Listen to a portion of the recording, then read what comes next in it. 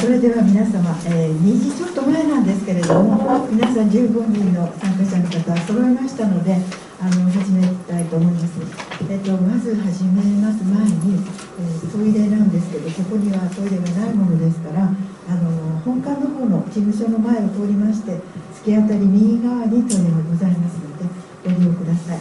それから写真撮影をちょっとさせていただいて、こちらの記録としまして、あとホームページとか Facebook にちょっと写真が載る場合がございますので、もしちょっと私写りたくないわとかいう方がいたら申し出てください。はい、それではですね、このコロナのパンデミックで皆様大変な時にマスクとかご協力いただいてありがとうございます。今年度になりましてゲストを迎えてという形にしてパーティー形式じゃなくお話をその国のお話を伺うという土曜サロンゲストを迎えてというのを今年度3回目になりますね。今回はイタリアの方を招いてイタリアのお話をしていただこうと思います。では、ご紹介いたしますね。クリスティーナさんとジュリオさんです。ご夫婦なんですけれども、お二人は昨年ご主人のジュリオさんの仕事で、こちらにいらっしゃいまして、そんなに長くはねこれから来年お帰りになるかもしれないですが、もうとてもフレンドリーなとても、楽しい方たちですので、ぜひいろいろお話を伺いたいということでインタビューとかも私たちしておりまして、お手元にお渡ししましたがインタビューの内容とか、ホームページにも出てるんですけれども今日プリントいたしまして、それとあとこの間世界の料理の中でボロネーゼ家庭料理ということでボロネーゼのこともインタビューしたのがお手元にございますので後でゆっくりご覧ください。では、クリスティーナさんとジュリオさんが今日はいろいろ写真を見せていただいて楽しみですね。本当に英語でということなので通訳はつきませんのでよろしくお願いいたします。はい、ではよろしくお願いします。Thank you, Toshiko-san, for your presentation. Thank you very much. So, hello everybody, good afternoon, buon pomeriggio. My name is Cristina and Giulio, and today we are very pleased to present our country, Italy. Giulio will be a bit of history and geography, and with me we do a trip to Italy, sitting in the chairs, so it's very convenient for this COVID time. And then we'll speak about cuisine, of course, and the body language. Body language is another Italian way to communicate. Okay, thank you very much for everyone. Good afternoon. So, Italy is a country with a very long history, so I will try to give you a brief introduction, starting from the early civilization. When we talk about early civilization in Italy, we talk about 3,000 years ago. And one of the first civilizations that we have in the center of Italy was the Etruscan one. And here you can see in the top part some of the artifacts that has been left. You can see the beauty of the artifact that we were able to achieve already at that time. As I said, we are talking about more than 2,000 years. Another civilization which was present in Italy, especially in the south of Italy, was the Greek civilization. And in the lower part you can see the beauty of the statue that we were already able to produce, and the very big temple. And also here we are talking about 2,000 years ago or even more. And after that we have the Roman Empire that everyone knows. The city of Rome was founded in 753 BC, before Christ, before the birth of Christ. We count the years not from our emperor, as in Japan, but we count the year from the birth of Christ, which was 2,000 years ago. and the foundation was in 753 before Christ, and the fall of Roman Empire was 476 AD, mean Anno Domini. It comes from Latin, and it means the year after the birth of Christ. But you can see it's a city which lasted more than 1,000 years. We can say that the Roman Empire lasted even more than 500 years. The first one that I'm introducing is one of the symbols of Rome, is the Capitoline wolf, because the legend says that the two founders of the city, which are Romolo and Remo, the two twins that you see here in the picture, they were the founder and were the lost child, and they've been fed by a wolf. So this is one of the symbols of Rome, one of the symbols which represent Romans come from the legend.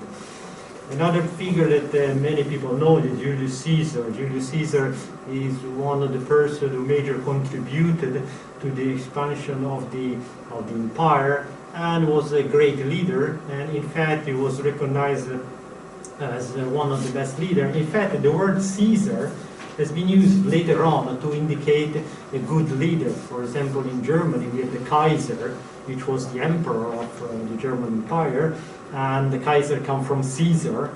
But also in Russia, we have the Tsar, which is the emperor of the Russian Empire, and also the word Tsar comes from Caesar. This is to indicate how Caesar was representing a symbol as a conductor, a general, but also a very good politicians. One thing that I would like to draw your attention on is the fact that in the world we had many empires. We had the British Empire, the Chinese Empire, the Russian Empire, but the Roman Empire is the only one that takes its name from a city, from Rome. I think this is a unique thing. This is just to highlight the importance of Rome at that time. Rome was really the center of the empire. And in fact, Rome built many roads. The Romans were very good builder. They built aqueduct to transport water. They built road, buildings, many things, and especially roads. Roads are very important to move your army legion from one side of the empire to the other side of the empire. And here on the right, you can see a map which shows the layout, the network of the Roman roads. But the roads are also useful to bring all the tributes that the colonies has to pay Rome. And so you can imagine how much money was coming into Rome and how rich was Rome. That's why Rome was able to build really a magnificent city. Here is another picture which shows the extension of the Roman Empire, which is covering all the Mediterranean Sea. And here is a picture which shows a few of the remains that we can still see if you go to Rome, like the old temple, arch, and other buildings which are still visible if you go to Rome. And Christina will speak about that. But as any empire, it has a start and it has a finish. And the Roman Empire ended around the year 400, when we had many invasions from the north.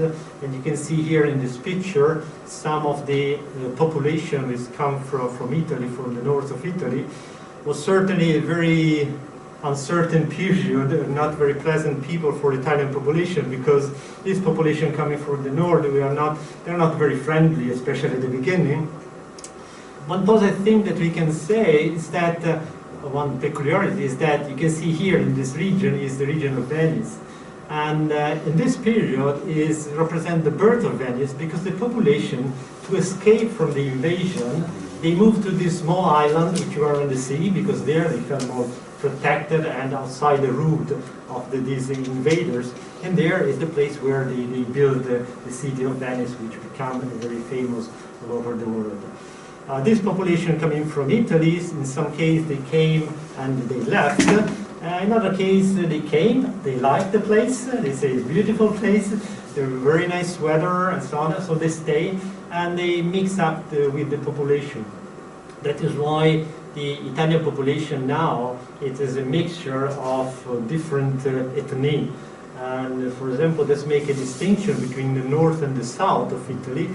The typical Italian, that is also coming many stereotypes, they have black hair and brown eyes. But if you go to the north, you can see many people with blonde hair and blue eyes. And this has come from this mixture of population coming from the north.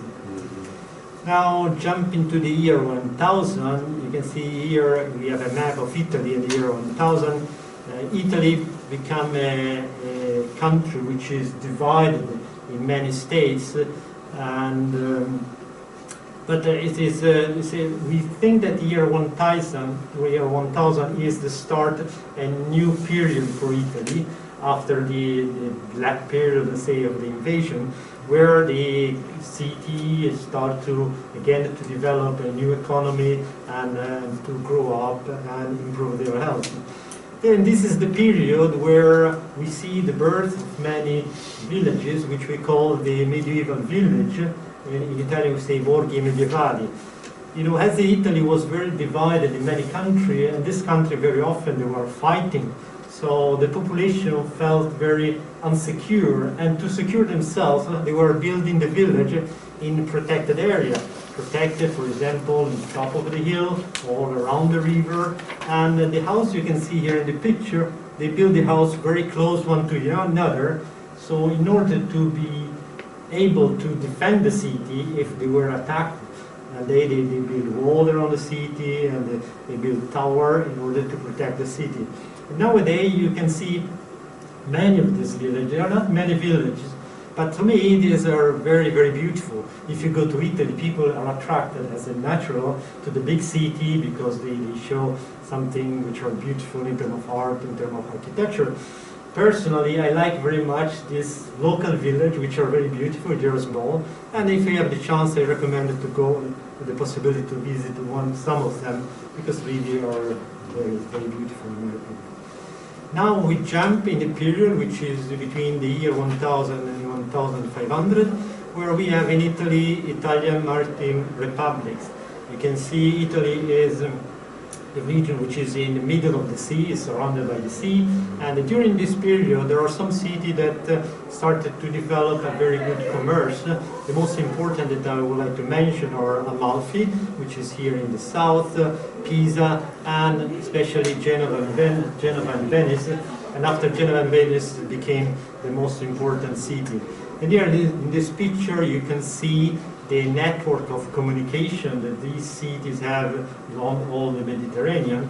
They were a very strong fleet, and they built that in Europe, different places, a sort of colony or places to protect their own interests. In the Mediterranean Sea, you can easily find places where there is a Genovese tower or Venice tower, Genovese or Venice building, which were building locally to protect their interests and commerce. And the fact that we are developing very good commerce is the fact that in Italy we have the first bank, which is, I said in Europe, but I think around the world, which was founded in 1406, which was in Genoa, which is the Banco di San Giorgio in Genoa. Now we jump to another period which is really very important for the Italian history, which is the Renaissance, which covered the period between 1300 and 1500. As you can see, Italy is still divided in many countries. Mainly there are important cities which is developed and expanded, and it was a period where these countries were fighting against each other. There was not a quiet period, there were war very often, a battle. But the competition is not only political and military, the competition becomes also on showing the power of your city, but the power in terms of elegance. And there was many rich people, they spend a lot of money to make beauty building, beauty painting. So they spend a lot of money to incentive the artist, and this mixed with the ingenious of some Italian people that created a period which is called the Renaissance period.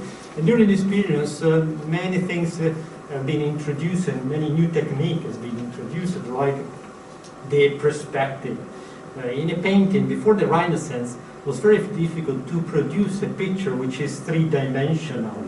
But during the Renaissance, they introduced the concept which is based on the point of view which allow you to give the dimension of the profundities in the painting. Another innovation that was brought during this period is the painting on a fresco. Christina will explain you something about that. So it's painted against the wall with a specific technique, and here you have an example from Michelangelo that you can see in the Cappella Sistina. There was a lot of research in the harmony of the painting, and here we have the Vitruvian Man of Leonardo da Vinci. This is shown as the effort that the artists were making to create a proper proportion when you make either a painting or you make a sculpture. And a lot of attention about the elegance and the style. This is here I presented an example, which is the statue of Michelangelo, which is the David that you will be able to see in Florence.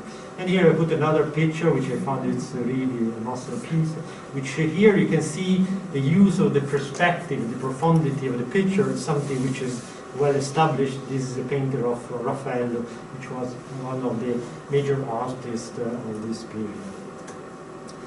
Now, after this period, we have the French Revolution in Europe. We have the Napoleonic era, the period of Napoleon. And during this period, Italy is very much divided. You can see it's still divided in many countries. And you can see here is the map of Europe at the time. And Italy is surrounded by big countries like France, Spain, Austria, or not to talk about also the Ottoman Empire. And Italy, as it is divided in many countries, is difficult to face this big country. And very often they are suffering for invasion for the Austrians, for the French, from the Spain. So they start to understand in Italy that if you want really to gain security, you need to be a unified country. And this principle, this concept, is captured by one state, which is the state of Savoy here on the top left, which understand that Italy is a country that want to be unified, united, to be able to face the other nation, which are a big nation around you. In this picture, you can see the evolution of the state of Savoy that became the kingdom of Piedmont and Sardinia. And in the year 1861, we have the unification here on the left, the unification of the north of the south. And then in year 1870, we have the annexion also of Rome, which is for us represent the unification of Italy. And here I put a picture of some of the people that are for us are considered the major contribution of creating this unification. Giuseppe Garibaldi, Vittorio Emanuele II, which was the king of Savoy and the king of Piemonte.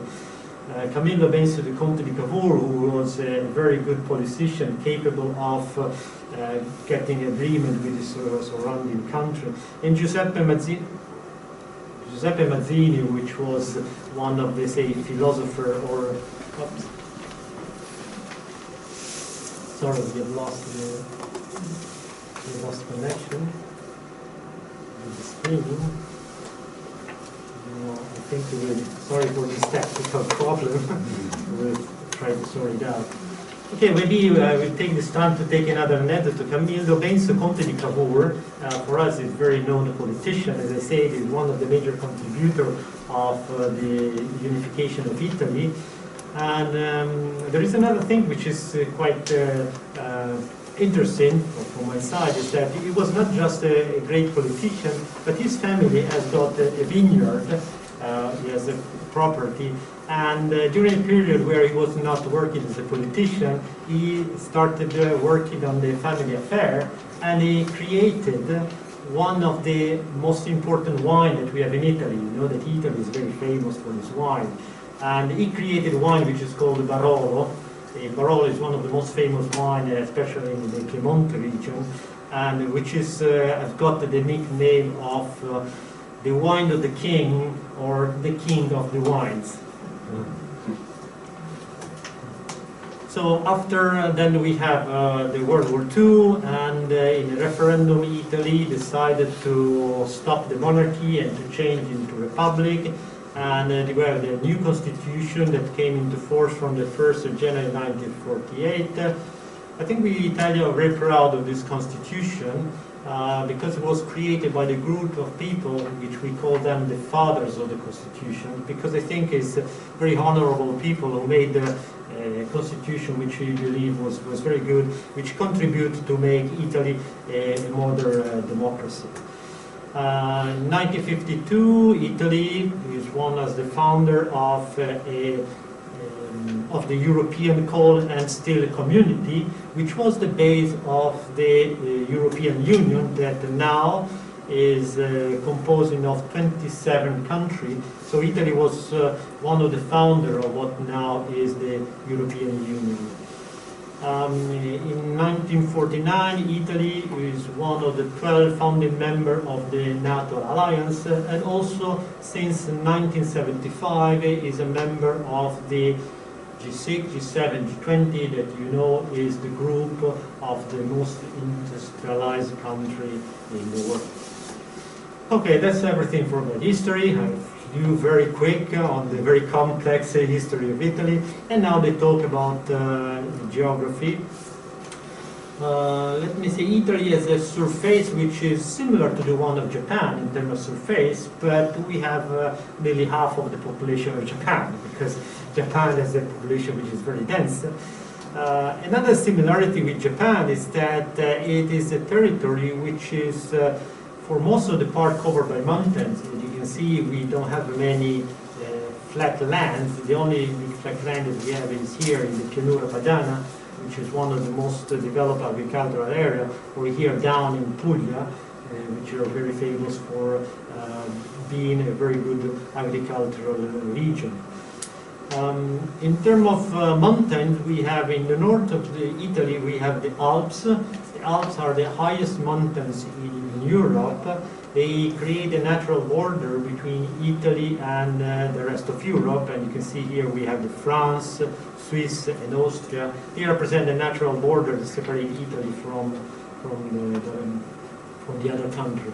In the center of Italy we have another chain of mountains which is called the Apennines, which are also very beautiful. And here I have some picture of some of the best mountains that we have in Italy. They are all beautiful, to say. But I just took a picture of Monte Blanc. Monte Blanc is the highest mountains in the Alps and is the highest in Europe. It is 4,810 meters high. But we have in the Alps, I think we have nearly more than 80 mountains which are more than 4,000 meters. This is another mountain that I think one of the most beautiful is Cervino, which is on the border between Italy and Swiss. But my beloved mountains are the Dolomites, which are in this region of Italy in the north, near the border with Austria. And here I took some pictures. This is Gruppo Sella with the Selva di Val Gardena, the city is there. And this is the Tre Cime di Lavaredo.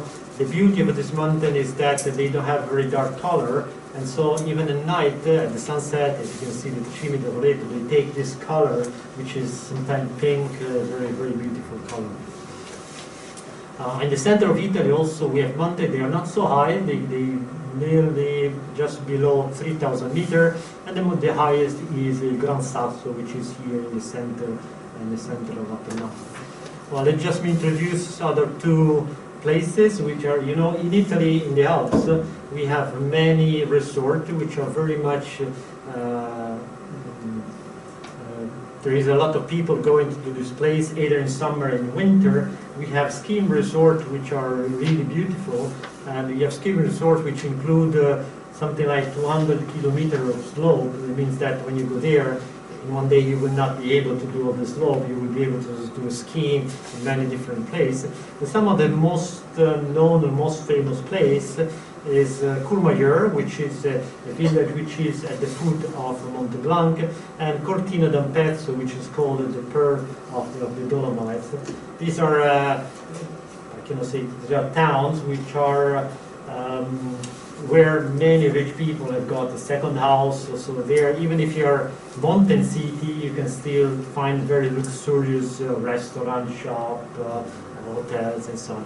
But unfortunately, they're also very expensive.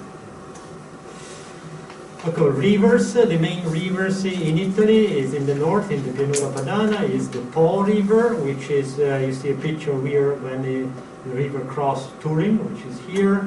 And we have the river Arno in Florence, you see around here.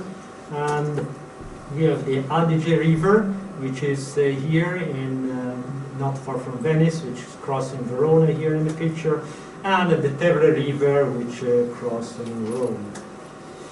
About the Icelandic coast, Italy is a country, like I said, like Japan, which has the Middle Sea and is a very, very long coastline, and it's very beautiful coastline. There are two big islands, which are Sicily here in the south and Sardinia, which is here. I mentioned also Isola d'Elba, which is here in front of Tuscany. The coast, as I said, is very beautiful. Cristina will talk about the Riviera Ligure, which is our region, which is here around Genova. And here I tried to take some pictures. As I say, that the coast is very beautiful in many places. Some of the most famous, I tried to take some picture of them. And here, for example, we have Capri, which is here in front, near Naples. And here we have the Amalfitane coast. And here you can see the city of Positano, which is here in the south of Naples. But my favorite place is the Maddalena Islands, which are in Sardinia. They are a very beautiful island. Maybe they are a bit similar to your Okinawa region, where you have a very, very beautiful sea. And one of the differences between Japan and Italy is that, yes, we both have a long coastline. In Italy, we have the advantage that we don't have very low tide or very high tide. So in the Mediterranean Sea, because it's close to the sea, the change of the tide is quite small. That's made the coastline more stable, and became more favorable for living along the coast. In fact, in Italy, we have many cities which are on the coast, while in Japan, the cities sometimes tend to be more away, also because in Italy there are not tsunamis, so we don't have the risk of tsunami, and we don't have typhoon, which are not very pleasant when you're living on the coast. Volcans, in Japan certainly you have many volcans. In Europe we don't have many, but most of the volcans in Europe are in Italy, especially in the south of Italy. The most famous is the Etna, which is in Sicily here in the south of Italy, and it is more than 3,000 meters. I don't remember how much, but it's more than 3,000 meters high. People can ski in winter on the Etna. Another important one is Stromboli. You can see here in the picture. It is here in the map. And another famous one is Vesuvio. Vesuvio is the volcano which is close to Naples, and became famous. It's famous all over the world because there was an eruption at the Roman time. It was around 80 years after the birth of Christ, so 2,000 years ago. There was an explosion. And the ashes which came out of this explosion, they recovered the city, nearby city. The two most important were Pompeii and Ercolano. And the population has been forced to escape, abandon the city, and these two cities have been covered by ash and buried by the ash. What happens is that, of course, they've been abandoned and stayed abandoned for a long time. It means that this city remained untouched for many years. And this volcano created a sort of preservation of this place, which nowadays we can see as they were at the Roman type. So they're very beautiful to see, and you can see exactly how life was in this city at the Roman time. Okay, now I finish my presentation, and I will give the floor to Cristina to bring you to some of the most famous cities in Italy. Okay. As Giulio said, the history of Italy is very, very complex. This is why every town has got its own identity, which is reflected on architectural style, traditions, recipes. Every town has got a different identity. But there is one thing that you can find in every town of Italy, and this is the square. The square, for me, is the heart of a town. Is the place that represents the Italian spirit, because it's a place where people tend to meet each other, to talk to each other. Very often there are restaurants, bars, you can find fountains, statues, towers, elegant buildings, and then it's a place where the markets and events like concerts take place. Here you have some example. I put Piazza Navona in Rome, and there is a square with the beautiful fountains and an obelisk. And then in Venice you have Piazza San Marco with the tower and the basilic. And then in Piazza della Signoria in Florence, and you have the beautiful statue of Michelangelo the David. But we see other squares during our trip. So we start our trip, we are taking a flight and we are going to the north of Italy, and we land on Genova. Genova is our town, and as Giulio said, was a republic, a maritime republic. So there is a big port on the Tyrrhenian Sea, and it's still a very important port. It's very active, and because during the Republic was really a rich town, it's called La Superba o la Dominante dei Mari. In Genova you can see the largest historic center of Europe. You can walk in this little narrow street that are inside the center, and you can admire the beautiful building, the beautiful palace that are there. There are more than 200 palaces. They are called the Palazzi Rolli, and here you have an example in the picture number 1. And this is the Red Palace. It's called the Red Palace, the Palazzo Rosso. And you have the other picture below that it represents the inside. So you can see they are very luxurious and very elegant, with this long corridor and full of freschi and mirrors. And then there are others that they were private houses in the past, but today the most of them are museums, so you can visit them. One is a city hall of the city of Genova. And then I put 2 other squares. Number 2 is a square, and just in front there is Palazzo Ducale. Palazzo Ducale was the house of the Doge. He was the chef during the maritime time. And then number 3, you have another square, and it's the square of Piazza de Ferrari, that is the main square of Genova, with a round fountains. All around Genova you can visit other beautiful little towns. There is all the Riviera Ligure, and in particular there is a group of little villages between Genova and Tuscany, and it's called the Cinque Terre, 5 fishing villages.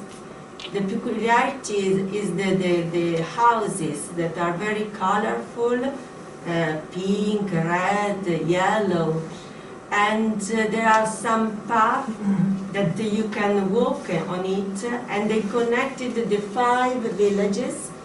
And this path is, you can see, you have a beautiful view from them, the view from on the coast, and you have a lot of vineyards and olive trees, because it's the characteristic of that of Liguria. And then, of course, you have other villages like Portofino, that it's really well known, and Camogli, for instance. And there are all villages that they are on the sea, so the main dish is the fresh fish and olive oil.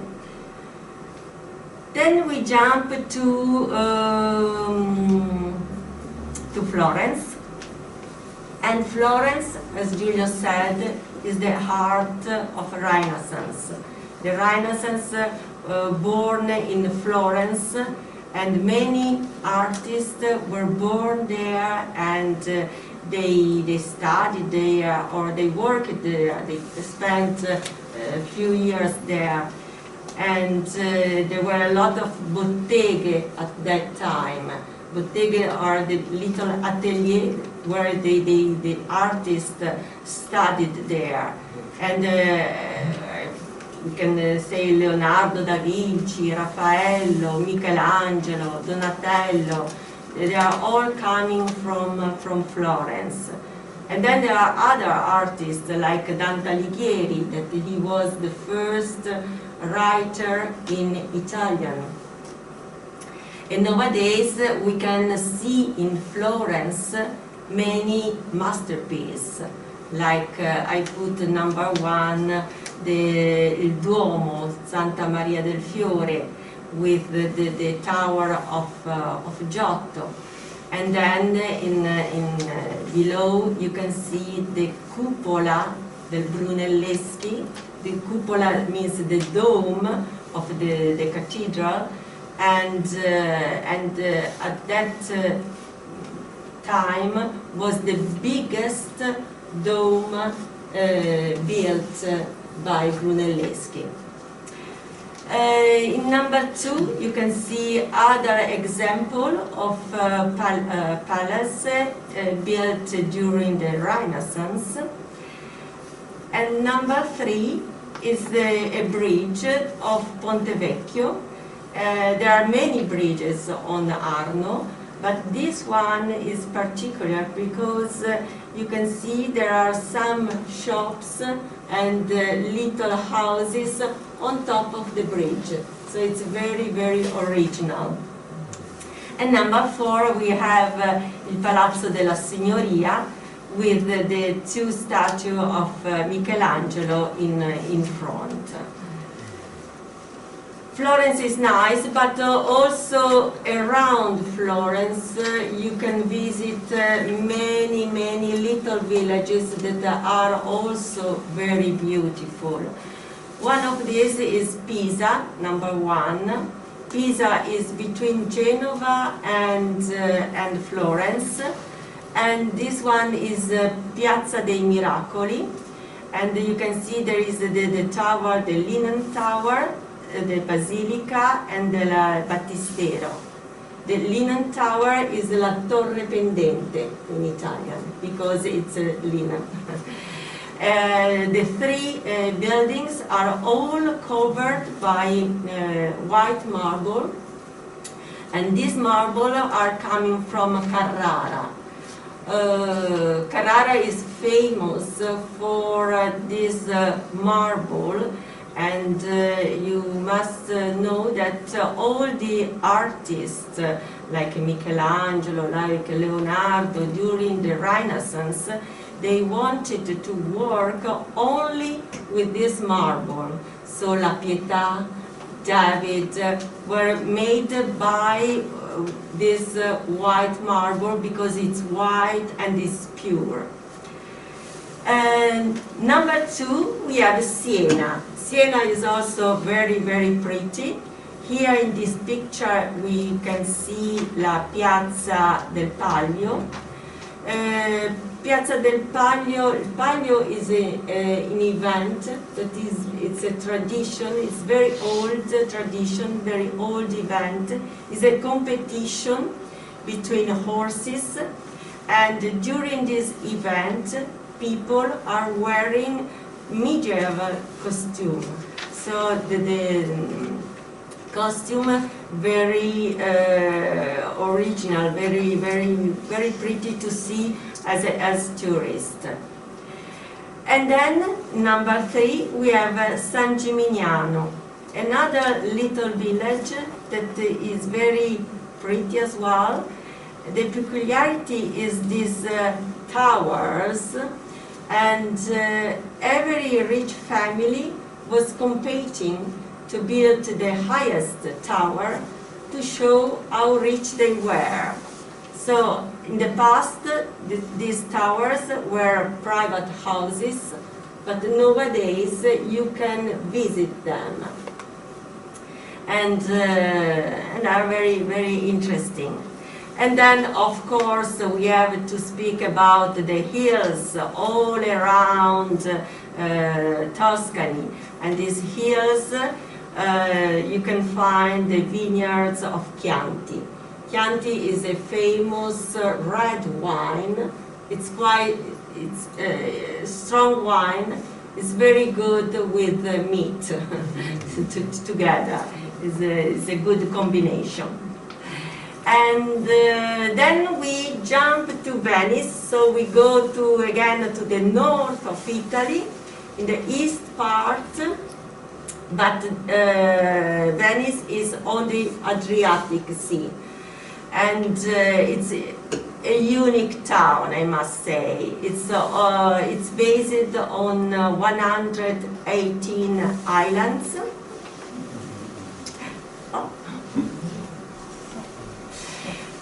118 islands.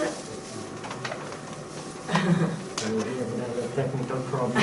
So we have a lot of channels, a lot of bridges, and of course there you can't use the car, but you use boats.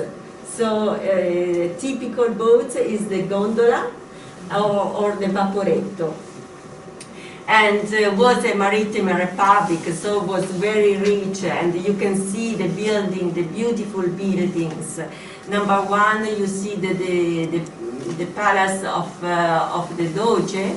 The Doge was like in Genova, the chef during the maritime time, and the town was called La Serenissima.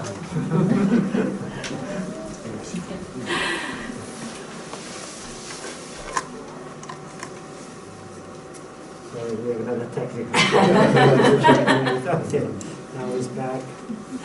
And this palace is very close to the Piazza San Marco that we saw at the beginning.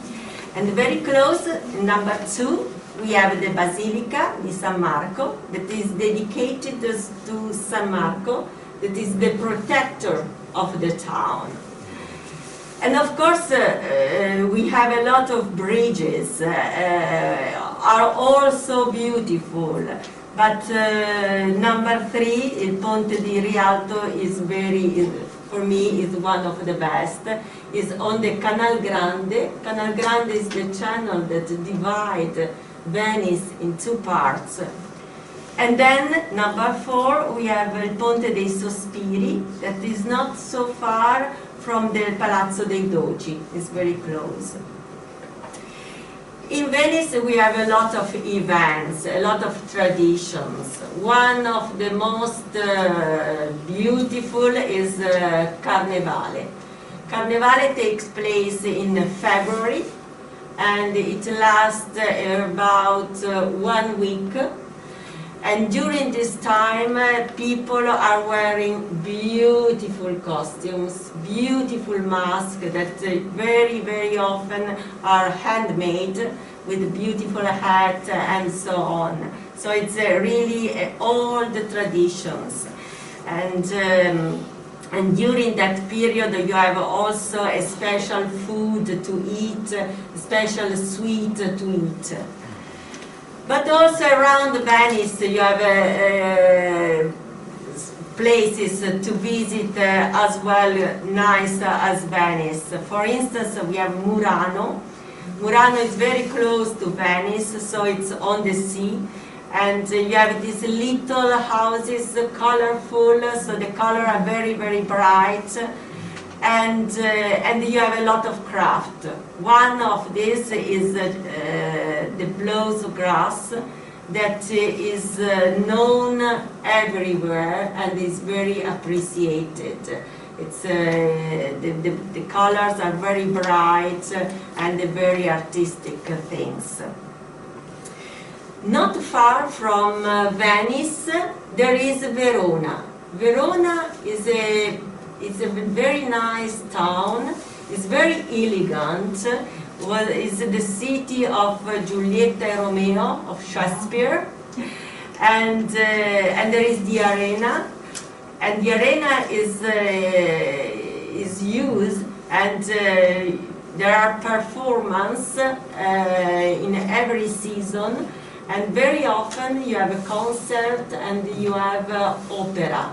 Very famous here is the Aida of Verdi, and the acoustic is perfect. And then I put another square because I like the squares, and this is Piazza delle Erbe. It's very cute piazza. And during the Christmas time, you have a Christmas market that is very, very nice, very, very pretty. And of course, not far from Venice is the region of lakes. You have several lakes. I put three. They are the most well-known. One is Lago di Garda.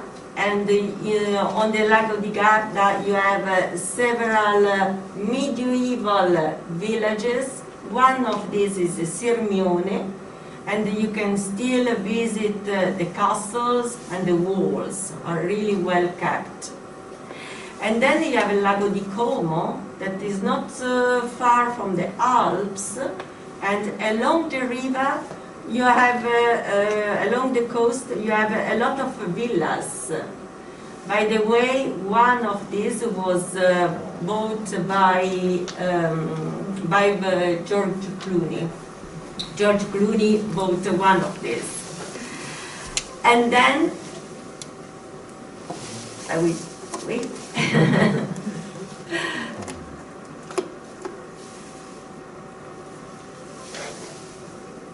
This lake represents a touristic place for many Italians, so many people that have got second houses. Yeah. And also it's an Also attraction from Germany.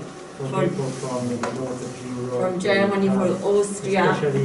Especially the Garda Lake. The Germans call the Gardasee because it's a place where they like to go on their vacation. And then the last picture, it's Lago Maggiore.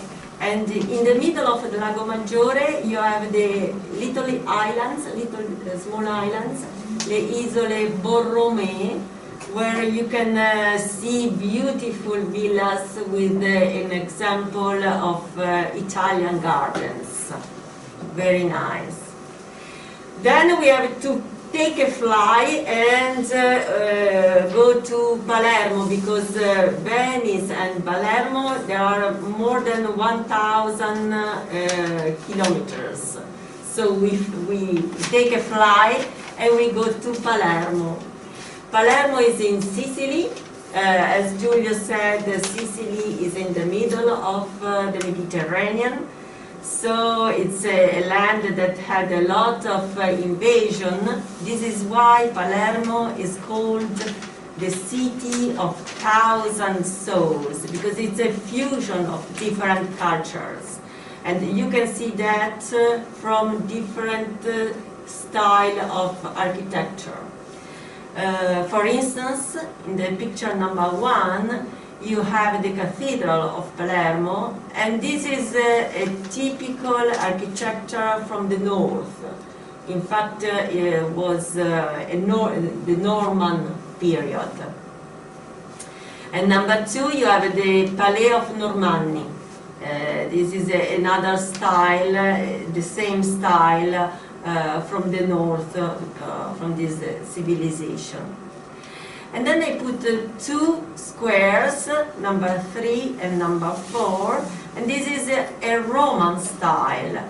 Number 3, there is a Piazza dei Quattro Canti, and it's a square that is framed by these buildings with the columns and statues that are typical the Roman style. And then number 4, you have La Fontana Pretoria, that is also surrounded by statues and white marble.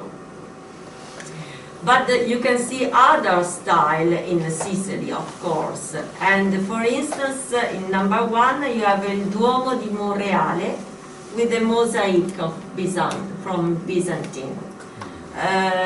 Mosaic is an ancient art that is coming from the East, the Middle East. And it's an art that is composed by putting together little pieces, could be wood, could be glass, could be stones, and putting together you make a design. In this case, these little pieces that are called tessere are covered by gold. In the other pictures, number 2, number 3, and number 4, you see the Greek temples, because Sicily was invaded by the Greek population. So we have beautiful examples of Greek style, and in particular in number 4, in Agrigento, you have a valley where you have different temples, and you can visit them because are really well kept. I think are better than in Athens because are really well kept. And then number 5, you have the Theater of Taormina. It's a Greek theater. It's still in use. You can have to see the performance during the summer. The acoustic is superb, and you have a beautiful view on the coast and in face of the Etna. It's beautiful. And then the last but not the least, Rome. Rome is the capital of Italy. It was the capital of the empire. So if you go there and if you walk in the street, you really do a step back into the history. There are so many monuments. It's like a museum open air, really. You don't need to go into the museum because just walking in the streets. I chosen number 1, this particularly square, Piazza Navona, Piazza di Spagna, because many fashion stylists use this stairway as a catwalk for its fashion show. And at the occasion, all the square is light up, and the atmosphere is really magic. It's really beautiful. And then, of course, I put La Cappella Sistina, because for me, Michelangelo is the best artist for the affresco. As Giulio said, the affresco is a technique that was born during the Renaissance, and it's very difficult technique because, as the word said, affresco is a paint, a decoration that you do on the wall, but to make it, you have to do a layer of fresh plaster. This is it's called affresco because it's fresh, must be fresh, because otherwise the colors doesn't fix on the wall. But because this plaster must be fresh, you can't drawing before. So you have to do the draw directly on the wall. But you have to do bit by bit because the plaster must be fresh. So can you imagine if you have to do like a Cappella Sistina, a big picture, decoration, you have to keep in mind what you want to do, what you want to represent, the proportion, and also the design in general. So it's really very difficult, especially the ceiling. So it's really a masterpiece. So I put La Cappella Sistina. And then number 3, San Pietro. The basilic is the largest basilic, the Catholic in the church, in the world. It's really huge. You feel very, very small when you are inside. And in front of the cathedral, you have all the basilic, you have this square, and the shape is like 2 arms that hug you, they keep you. And also there, the columns are really very, very big. And inside, you can admire all kind of marbles, because there are several types of marbles coming from all over the world. And then number 4, we have the Colosseum. Colosseum is the symbol of Rome, and it was restored 2-3 years ago. So you can visit it, you can enter inside. And now, okay, we can't speak of Italy without speaking of Italian cuisine. Italian cuisine is really well known everywhere, I must say, in the worldwide.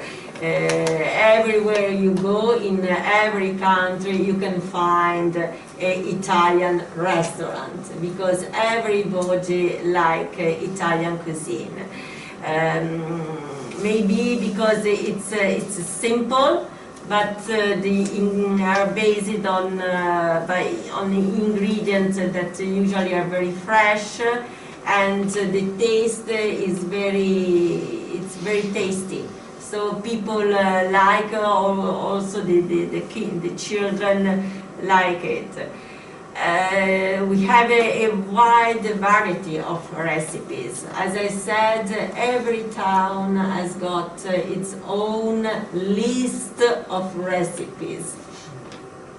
But I can say in the north, you can find more recipes based on meat and butter. And in the south, you use more fish and olive oil. But of course, you can find olive oil all over the Italy. We split our day with three meals. In the morning, we have a light breakfast. We don't eat a lot. And then we have a lunch, of course, and then depends. During the week is a fast lunch. During the weekend, the lunch takes more time. And then the dinner. Dinner is not just to have a dinner, but it's also a convivial time. It's a family time where we eat all together and we talk all together. So it's really a beautiful time. And if you want to try a full meal, a traditional meal, you have to be ready to eat a lot because we have usually antipasto. Antipasto, as you see in the first picture, is composed by ham, different kind of ham. We have crudo, cotto, it means raw and cooked, and salami, different types of salami with bread, and also the bread is different kind of bread. And then we have a primo. The primo is the first course, and it's based on pasta, spaghetti, with several type of sauce, depending on where you are. And then could be risotto or vegetable soup. And then we have a secondo. Secondo could be meat or fish. For instance, here in this particular picture, we have saltimbocca alla romana. This is a plate from Rome, and this is a beef with bacon, and there is a leaf of sage. And of course, a fish with usually cooked with lemons, herbs, and olive oil. And then the cheese. We have really a good variety of cheese, and we eat cheese and drink wine. Usually white wine with fish and some kind of cheese, more from light cheese. And then the red wine with the meat and strong cheese like a gorgonzola. And then the dessert. Dessert is a long, long list. Every town has got a different dessert. But there are some desserts that are very national, like tiramisu or gelato. You can find everywhere. There are some plates that they was born, like a pizza was born in Naples, but you can find everywhere, or like la carbonara that was born in Rome, but you can find everywhere. And then we finish this light meal with a cup of coffee, l'espresso. Italian loves espresso. Espresso is a coffee, but it's very, very short and very, very intense, very strong, very good. And then we pass to body language. Body language, as I said, it's another Italian way to communicate. As you probably you see, we use a lot of hands. So now we do a game, and because there are some gestures that they became very popular. Everybody knows this, the meaning of this gest with hands. So let's try. What this one mean? What do you think? What is the meaning of this gesture? You know? This one. This one. This, and you put like this. What does it mean? No, I'm hungry. No. This is Hungry is this. This one. What does it mean? Does it mean what? When you want to ask someone express something you do not understand, and they say, "What are you saying? Why you're doing this?" Why?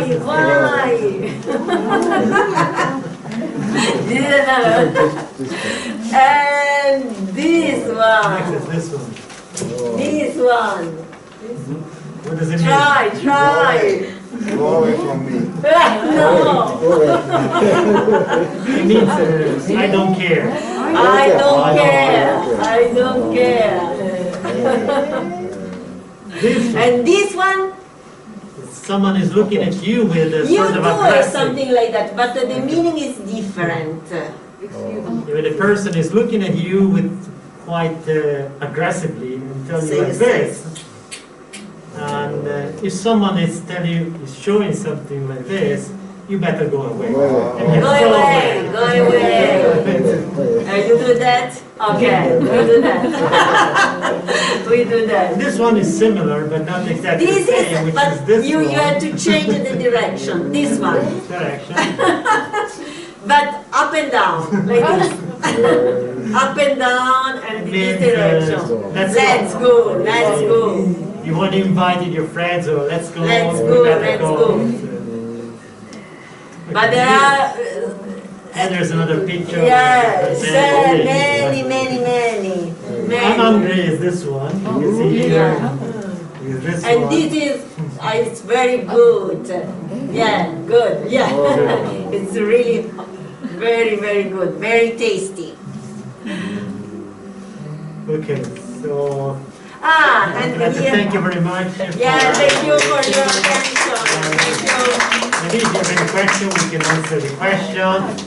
While you think about the question, we would like also to show you a video we took from. And you think about the question. While you think of the question, we would like you to show this video, which is not done by us, but we took it from YouTube. internet. It's very nice. This is the Dolomites. This is Venice.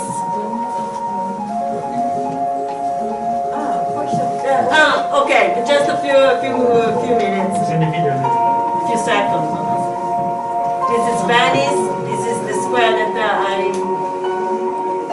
This is Florence. This is Florence. This is Pisa. This is Florence. This is Florence. This is Colosseum. This is Florence. This is Rome. This is Rome, another square of Rome with another fountain. This is il Campanile 18.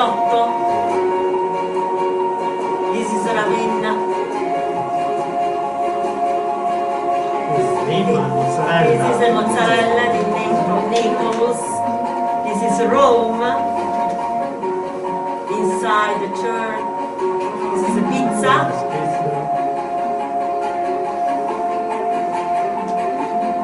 And this is Naples. This is Florence. This is the Brunelleschi, the Dome. This is the south of Italy. This is Florence. This is Florence, David Michelangelo. This is Puglia, Alberobello, with the truthing. There are plenty of things to see in Italy. Of course, we did just a few things. This is the coast in Naples. This is Etna in Sicily. This is the south.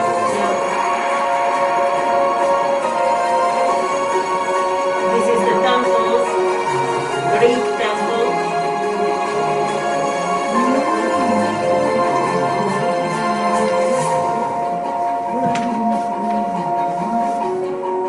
This is the south of Italy.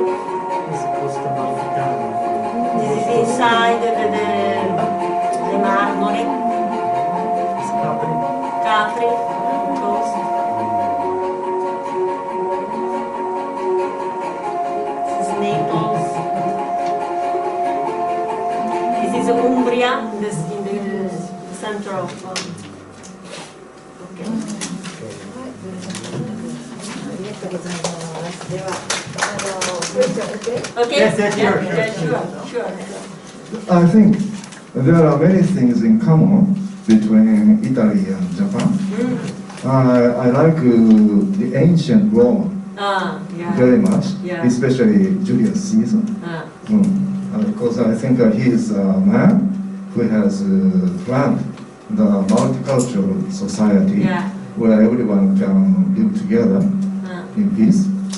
And the common thing I think is the Roman people has a very good organization, and they can have the idea that they can take the good cultures even from outside and take the best. Yes. And they like the public bath also. Very similar to Even now, you and I, you and we, both like the pasta very much. They say that the noodle comes from China to Italy, by Marco Polo, and to Japan also. My question is, do you like Japanese noodle like soba? Yeah, I like very much. I like very much. Oh, I like very much. Okay. はい、ありがとうございます。他にありますか？はい。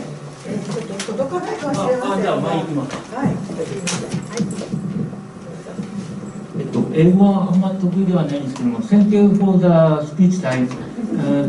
I love football. I love Serie A. Yes. Do you like football? Do you love the club team? Yeah. Well, in Italy, majority of the people like football. This is the sport activity number one. We did not include in this presentation sport because the question of time we could not. But yes, football is the number one, the most popular sport in Italy, and the majority of the people, yes, follow football, follow the game, follow Serie A, and also myself, I follow it, and I support one of the team of my city. Sampdoria. Sampdoria. Yes, exactly. And I think there is a player from Japanese player. Yoshida? Yoshida? He played in Sampdoria. And now he speaks very well Italian. I'm He jealous. also speaks Japanese. Japanese, England, Italia. Yoshida. Yes, exactly. Yes, it was in England first. And Sampdoria is all the time. Yanagisawa. Yanagisawa. Atsushi Yanagisawa. Do you know? No.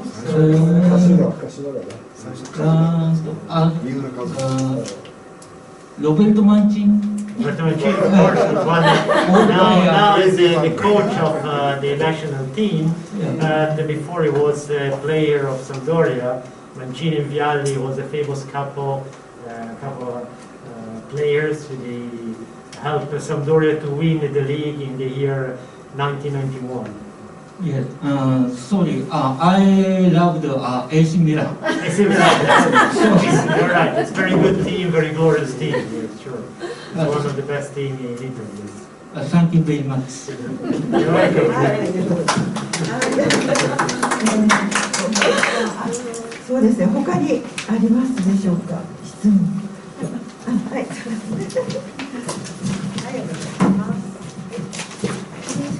You said in Italy there are so many volcanoes. Yes. So similar to Japan. So there are so many earthquakes. How about Italy? In Italy, we don't have so many earthquakes as in Japan. I have to say that in my experience, in Italy, I experienced in my life only once an earthquake in Italy, and was not very strong. Here in Japan, I've experienced many earthquakes. Certainly, we don't have so many earthquakes in Italy as in Japan. But we have some volcanoes, so we have also thermal bath, springs, and in fact, as you just correctly said, we have a long tradition also in Italy to have hot bath, already from the Roman period. Hot water which is created by heating up, but also we have some springs. For example, near Rome, there is a place which is called Saturnia, which is open bath that people can bath in this hot water coming from the ground, as you have here, many here in Japan. いかがでしょうか。大丈夫ですか。はい。はい。まあ3時ちょっと過ぎてますが、どうしても質問したいという方いらっしゃいますでしょうか。はい。はい。I think Italian people really like coffee, but the espresso is very short. Very short. And why they like coffee but very short? I think they like talking each other, but espresso is very short and instantly. Yeah, they like this. Why? The taste. I think it comes from the fact that we have coffee at the end of the meal. And when you have a big meal, you don't want to drink a lot. So the tradition is to have the short coffee. Also, if you make a short coffee, it's very concentrated and you have a lot of taste. You have very strong taste. When you have a long taste, of course, you have a long drink. But so we are used to have short but very intense. And the last in your mouth. Yes, when you have so intense coffee, Because it's the so taste strong remain that in your mouth. you can taste for a long time in your mouth. So before working, guys are okay. Okay, I can understand that. But yeah, it's very short the drink, but it takes time to The taste remain in your mouth.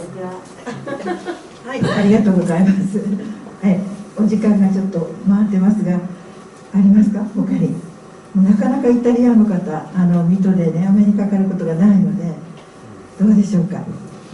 質問したい方、大丈夫ですか？はい。ですね、今日は英語でしたけれども、イタリア語がちょっと聞いてみたい方は、1週間後に5日の日にここで絵本を読むんですね。イタリア語と日本語で。それもちょっとありまして、まだ参加できると思いますので、もしちょっと参加してみたい、イタリア語で絵本を聞いてみたいわっていう方は、後でまたうちの方にいらしてください。それではご質問はもうよろしいですか？はい。じゃあ、Thank you so much. Thank you very much. ありがとうございます。本当にお写真もいろいろねありましたし、beautiful photos. Thank you. はい、それではね、そうですね、それと時間がこの時間ですので終わりにしたいと思いますけれども、大きな拍手をもう一度お願いいたします。ありがとうございました。